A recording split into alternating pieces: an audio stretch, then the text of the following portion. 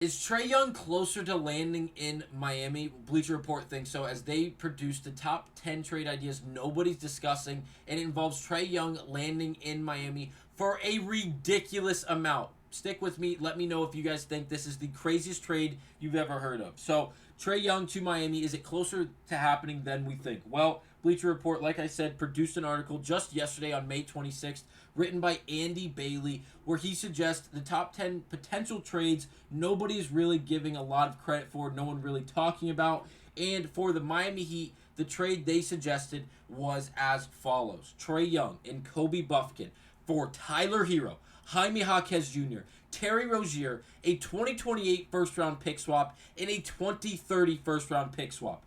Absolutely not. Absolutely not. You know how I feel about Terry Rozier. You know how I feel about Tyler Hero. I am more than accepting and more than willing to trade either of those players if the trade package and what we're getting in return seems acceptable. You guys know I love Jaime Jaquez Jr. You guys know I do not want to get rid of him, and I honestly would not want to get rid of picks. But again, if they're the 2028 picks and the 2030 picks, I'm honestly okay with it. I just do not want to give up the 15th overall pick in this year's draft, as I feel like we have a good chance to go out and get Zach Edey or another really good player, another good big to put alongside Bam Adebayo. But again, that is a discussion for another day. We're discussing Trae Young possibly landing in a Miami Heat jersey. Now, the article goes on to say this: the Hawks could get more draft compensation from other teams, but they might want more immediate returns. A rotation with DeJounte Murray, Hero, Jaquez, Jalen Johnson, Clint Capella, and with Rozier and Bogdan Bogdanovic coming off the bench would remain in the hunt for a playoff spot without having the bad fit between Murray and Young. As we all know, Murray and Young are kind of at a crossroads in the Atlanta Hawks organization, kind of just as the Cleveland Cavaliers are with Darius Garland and Donovan Mitchell. They don't know, both of these organizations don't know, with both all-star level guards they have at the 1 and the 2, if they can go forward playing competitive level basketball with two dominant ball handlers at the 1 and the 2 in the starting positions. Atlanta at the crossroads. They don't know whether or not to get rid of DeJounte Murray or to get rid of Trae Young. Right now, it seems like they're closer to keeping someone like DeJounte Murray due to the fact that he has so much better size. He's, 6'4", 6'5", 6'6", playing the shooting guard position, the ability to shoot the three-point shot, as well as doing really everything else. It's a good mid-range game, good fall-away game, as well as getting to the basket with his length. He has the ability to finish around and over defenders, and he seems like a hell of a player, as well as being a better defender than someone like Trae Young, who, again, is only 6'1", 164. Obviously, DeJounte Murray is not some massive figure in that, with this massive frame, but he does have some great length, especially with his arm reach, his wingspan. He does have a lot better of a reach and wingspan than Trae Young, making him a little bit better of a defender. But again, Trae Young, he's giving you offensive production like no other. 25.7 points per game, 2.8 rebounds with 10.8 assists, while shooting a true shot percentage of 58.5%. Again, 6'1", 164, playing the point guard position. Overall, a monster player, a monster season performed by Trae Young this past year at 26, 3, and 11, basically, on 60% and on a true shot percentage of 60%. Absolutely ridiculous stuff from Trae Young. And again, offensively, he is in a class with a very select amount of players in the NBA when you put up numbers like this. But again, the article goes on to finally say, given his point forward potential, Jaime Jaquez Jr. should be worth more than most of the first round picks in this year's draft. Tyler Hero is a proven 20-plus point per game scorer, and although Terry Rozier isn't a prospect, his salary is necessary to make the trade work. Caleb Martin could have helped on this front, but he has a $7.1 million player option that he seems likely to decline, as he's probably going to test out free agency, as he just proved his worth to a competitive team in Miami, as he played a phenomenal role with the Miami Heat. I wouldn't even be surprised if Miami went out and gave him probably $8 to $9, $10 million, a bit more of an increase compared to the 7.1 he's currently making, and possibly going to decline just to bring him back at just a bit more on the dollar side of things. But again, now let's break down Kobe Buffkin, who is obviously the second piece coming from Atlanta in this hypothetical trade going to Miami. Now, Kobe Buffkin He's a young player. He was drafted in 2023. He's extremely young. He's only 20 years old. Yes, 20 years old. He was born in 2003. That doesn't even seem like a possibility at this point. I cannot believe it. He's out of Michigan. He went to college in Michigan, I should say. That's a hell of a school, a hell of a program. He is 6'5", 195, so he's a taller guy, long wingspan. Again, more of a DeJounte Murray type of build, to be honest with you. Not the heaviest guy in the world, but again, has a long frame and the ability to really be a lengthier defender. For his averages in this past season, 23-24 season, he averaged 4.8 points per game, 1.9 rebounds, 1.6 assists, while shooting a 37% from the field. Now, obviously, we don't have a lot to go off of when it comes to Kobe Buffkin, but again, just another added piece to what would be a Trae Young deal.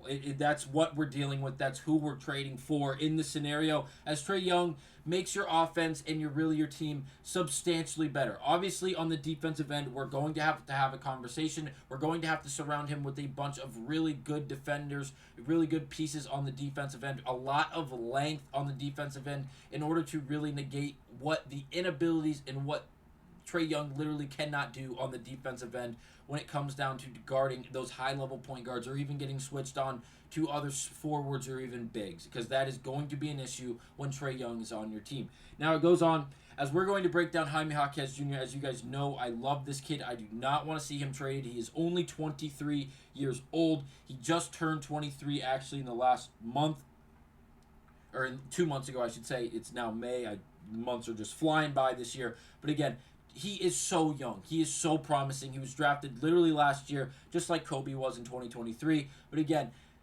Jaquez was drafted 18th overall by Miami, and he played 4 years at UCLA. He's a veteran when it comes to high-level basketball. He showed it this year. 6'6", 225. He has a great frame. He has the ability, and we saw this past season, the willingness and ableness to be a great defender as well as a great overall player. He averaged 12 points, 4 rebounds, and 2.5 assists while shooting 49% from the field. This kid has such a developed game. He is so fun to watch. If you didn't get to watch, if you weren't lucky enough to watch Jaime Jaquez Jr. play basketball this year, when the season first started, he first came in, he was 100% healthy because he was coming off a groin injury he really was dealing with throughout the beginning of the offseason, really the preseason, if you will. Went into that season, he wasn't 100%. Then came the halfway point, and Jaime Jaquez Jr.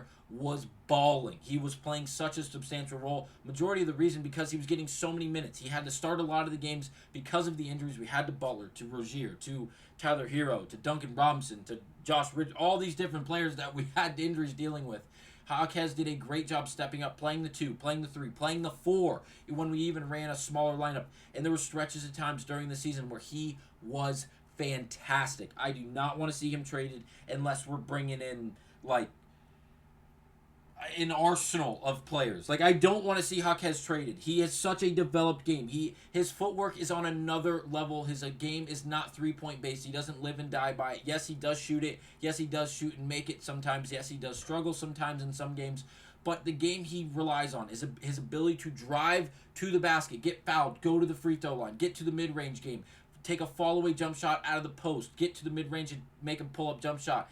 It is such a well-developed game. If you watch his feet, if you watch his footwork, you would never guess this kid is a rookie in the NBA. It seems like he played 4 years in college, and that's exactly what happened. He's extremely well-developed. I love his game. I do not want to see him traded. He has such a high value. And then finally, for the third piece of a player and not a pick for the trade that we'd be dealing with in assets for this Miami team would be Terry Rozier. Obviously, we went and got Terry Rozier in a trade as we traded Kyle Lowry, and we got Terry Rozier from the Charlotte Hornets. Obviously, the Charlotte Hornets dealt Kyle Lowry quickly after that to Philly, where Philly had Kyle Lowry, who killed us later in the season as he had a bunch of revenge games against the Miami Heat. But for Rozier, in his time in Miami, he averaged 19.8 per game. We'll call it 20. 4 rebounds and 5.5 assists while shooting 44.5%. He had a bunch of massive shots. But again, Rozier, a much smaller individual, a scrappy defender, not a bad defender, I won't say that. But again, 6'1", 190. He is 30 years of age,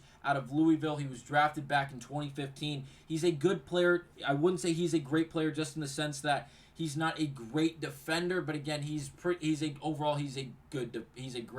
I won't say he's a great player, but overall he's a good player. Offensively, he has really everything you need. He can shoot the 3-point shot off the dribble, off the catch and shoot. He has the ability to get to the mid range and shoot a high percentage again off the dribble. He's able to get to the rim, get fouled. He's a high percentage free throw shooter. So overall, a good player. For the Miami Heat, going back to this trade, to trade Tyler Hero, Jaime Jaquez Jr., and Terry Rozier seems a bit crazy in my opinion. But again, I don't have Tyler Hero's stats up. But again, we know he's a 20-plus point per game scorer while averaging about 4.5 rebounds, 5 assists a game while shooting at that 40 to 45% mark. Again, Trae Young and Kobe Buffkin. Kobe is not holding any weight in this trade. He's simply there for cap issues, or the money salary issues. So again, that's the only reason you see Kobe there. But again, Trae Young for basically Hero, Jaquez, Rozier, and 2 pick swaps, 1 in 28 and 130. Absolutely not. You have my vote. Let me know down in the comments what you guys think about it, but there's no way. If you want Trae Young, if you want Terry Rozier, and maybe a pick swap or 2, more than welcome. But you're not getting Jaquez as well as all those other pieces for someone in Trae Young, who again is going to be a liability on defense. You're taking someone in Jaquez who not only is who has great upside, but again, he is a hell of a defender, and does it go great every single time when he's matched up against these high-level guys? No, but he definitely accepts the challenge. He's there in your face. He'll pick up 94 feet, and he'll play defense the entire game. And that's what we need, someone with that type of attitude. That fits into this culture in Miami. But again, that'll be it for this episode of Heat Digest. Thank you guys for watching. And let me know, please let me know down in the comments what the hell you guys think about this insane trade idea from, again, Andy Bailey from Bleacher Report with the 10 potential NBA trades no one is talking about. But again, that'll be it for this episode of Heat Digest. Thank you guys for watching. I'll see you on the next one.